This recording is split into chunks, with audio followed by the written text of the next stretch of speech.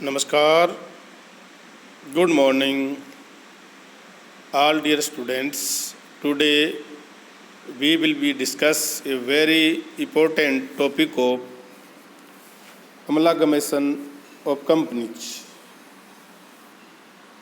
प्रिय विद्यार्थियों, आज हम एक बहुत ही महत्वपूर्ण टॉपिक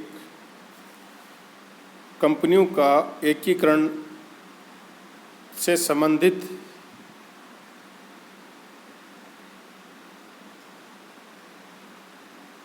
विलय की प्रकृति का जो एकीकरण होता है,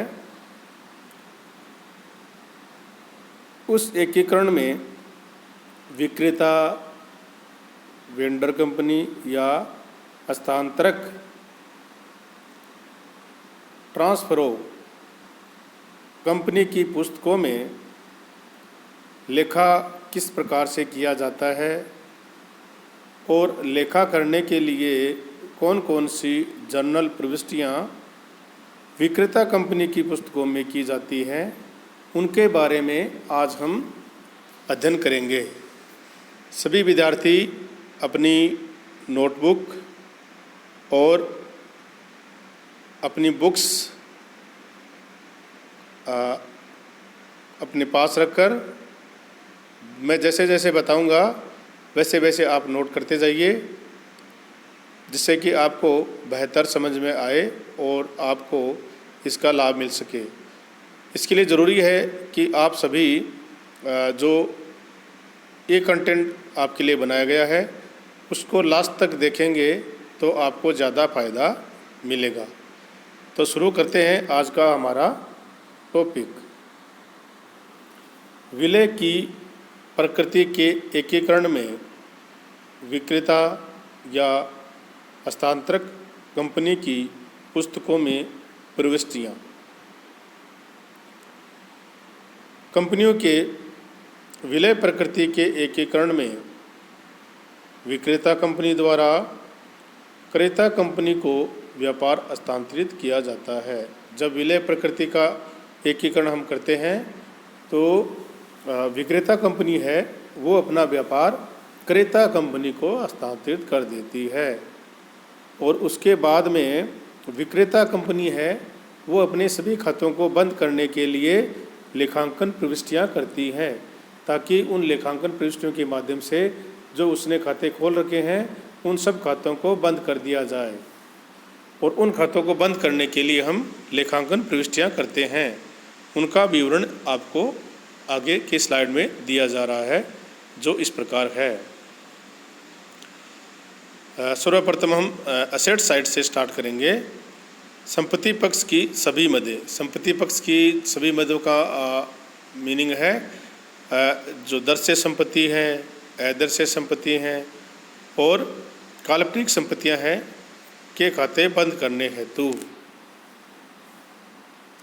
सभी मदें उनके खाते बंद करने हैं जिनमें दर्शय, अदर्शय, काल्पनिक सभी प्रकार की संपत्तियां हैं, उनके खातों को हमें बंद करना है।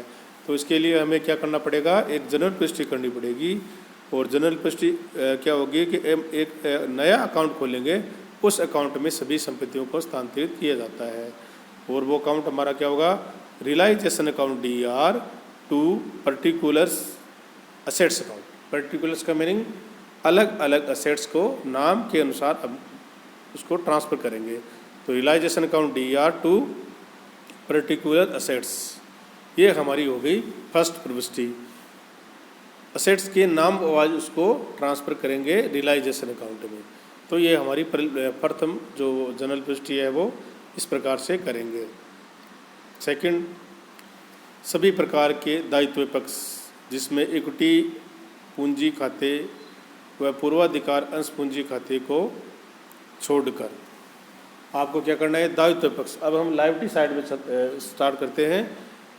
उसमें पूर्वाधिकार अंश पूंजी और इक्विटी अंश पूंजी को छोड़ते हुए सभी प्रकार की जो मदें हैं उसको ट्रांसफ़र कर देंगे रियलाइजेशन अकाउंट में। किसमें कर देंगे, रियलाइजेशन में अकाउंट में उसको ट्रांसफ़र कर देंगे। तो हमारी प्रविष्टि क्या होगी, particular liabilities account DER liabilities में सभी प्रकार की जो हमारे दायित्व हैं वो सब आएंगे, जिसमें बैंक ओवरड्राफ्ट है, सिंडिकेटर्स है, बीआर है, बैंक लोन है, आउटस्टैंडिंग एक्सपेंसेज है, सब प्रकार के जो लाइबिलिटीज़ हमारी हैं वो सब इसमें लॉन्ग टर्म भी इसमें शामिल होंगी। प्रोविजंस, अब अगर हमने किसी प्रकार का कोई प्रोविजंस बनाने का है तो उसको भी हम ट्रांसफ़र कर देंगे। और रिजर्व अकाउंट, रिजर्व सभी प्रकार के इसमें ट्रांसफ़र कर देंगे। और surplus, profit and loss account का बैलेंस है, सरप्लस कोई हमारे पास है तो उसको ट्रांसफ़र कर देंगे। और टू करेंगे रियलाइजेशन अकाउंट, तो क्या करेंगे, रियलाइजेशन अकाउंट, इनको कर देंगे डेबिट। और रियलाइजेशन अकाउंट को क्रेडिट करते ही सभी प्रकार की संपत्ति जो हमारे दायित्व हैं उनको बैलेंस है वो रियलाइजेशन अकाउंट में ट्रांसफ़र हो जाएगा। अभी तक हमने दो प्रकार की जनरल पुष्टि की है, ध्यान में रखना है। सभी प्रकार की संपत्तियों को हमने रियलाइजेशन अकाउंट में ट्रांसफ़र कर दिया है, जिसमें दृश्य, अदृश्य और काल्पनिक संपत्तियाँ।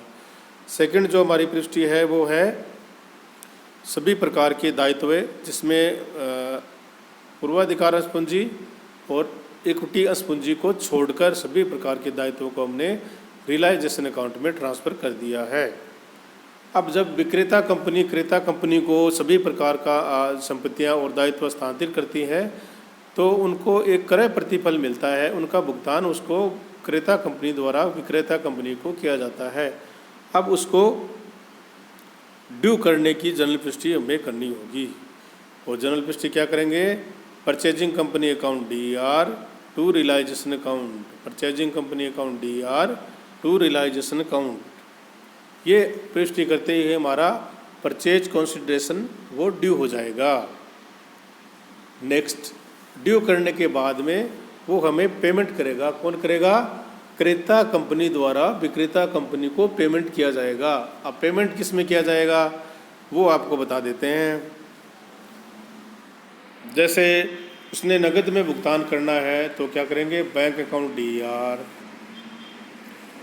अगर उसने प्रेफरेंस शेयर आपको दिए है तो preference share in purchasing company, preference share in purchasing company, जो परचेजिंग कंपनी है उसमें प्रेफरेंस शेयर आपको कितने दिए गए हैं उसकी राशि आपको यहाँ पर लिखनी है। फिर हमारा हो गया equity share in purchasing company, फिर क्या हो गया हमारा equity share in purchasing company और टू परचेजिंग कंपनी अकाउंट, क्या हो गया, परचेजिंग कंपनी अकाउंट। इस प्रकार हमारा क्रय प्रतिफल है वो प्राप्त हो गया। अगर नगद में भुगतान करेंगे तो जितने राशि का नगद में भुगतान करेंगे वो करेंगे bank account DER। Preference share आपको कितने अमाउंट दे रहा है वो प्रेफरेंस शेयर का preference share capital in purchasing company. और नेक्स्ट आपको इक्विटी शेयर नई कंपनी में कितने मिल रहे हैं वो लिख देंगे equity share in purchasing company. और टू क्या करेंगे, टू परचेजिंग कंपनी अकाउंट। इस प्रकार क्रय प्रतिफल प्राप्त होने पर इस प्रकार पुष्टि की जाएगी। अब हमें क्या करना है, पूर्वाधिकार जो अंश पूंजी है उसको पूर्वाधिकार अंशधारियों के खाते में स्थानांतरित करना है। क्या करना है, पूर्वाधिकार अंशधारियों के खाते में इसकी राशि को स्थानांतरित करना है। तो जनरल पुष्टि बहुत ही सिंपल है, पूरा ध्यान से सुनना है। Preference share capital account DER to preference share holder account, to preference share holder account. ये हमारी हो गई पूर्वाधिकार अंश पूंजी को अंशधारियों के खाते में स्थानांतरित करने की जनरल प्रविष्टि। नेक्स्ट चलते हैं। अब पूर्वाधिकार अंश पूंजी के खाते को तो बंद कर दिया है, उसके पूर्वाधिकार अंशधारियों के खाते में ट्रांसफ़र करके। अब पूर्वाधिकार अंशधारियों के खाते को हमें क्या करना है, बंद करना है, क्योंकि पूर्वाधिकार अंशधारियों को नई कंपनी में पूर्वाधिकार अंश मिलेंगे या जो उसको मिलेगा उसको हम यहाँ पर उसको खाते को बंद करना है। और खाते को बंद करेंगे तो हमारी पुष्टि क्या होगी, preference share capital account DER to preference share holder account, preference share capital account DER to preference share holder account. ये हमारी प्रविष्टि हो गई है पूर्वाधिकार अंशधारियों को क्रेता कंपनी में पूर्वाधिकार अंश देने पर। अगर पूर्वाधिकार अंशधारियों को इक्विटी अंश देते हैं तो वहाँ पर इक्विटी अंश शेयर इन परचेजिंग कंपनी, और नगद देते हैं तो bank in to bank account. क्या कर देंगे? To bank account. तो इस प्रकार हम विलय की प्रकृति के एकीकरण में विक्रेता कंपनी की पुस्तकों में जनरल परिचय करते हैं। अभी हमारा ये फर्स्ट भाग था।